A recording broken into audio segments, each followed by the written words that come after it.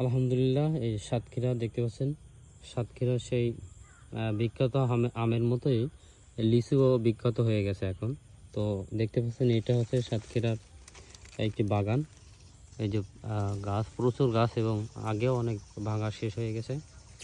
তো এগুলো এখনও আরও কয়েকদিন পরে এগুলো ভাঙা হবে। তবে এগুলো একেবারে পুরো ভাঙার মতন হয়ে গেছে, কারণ দেখেন কত সুন্দর।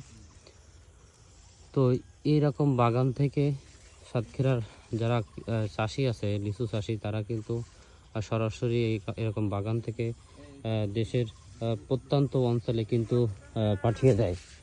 তো এই যে আমি একটু তুলে দেখাই লিচুর অবস্থা। দেখেন লিচুটার অবস্থা একটু দেখাই। এই যে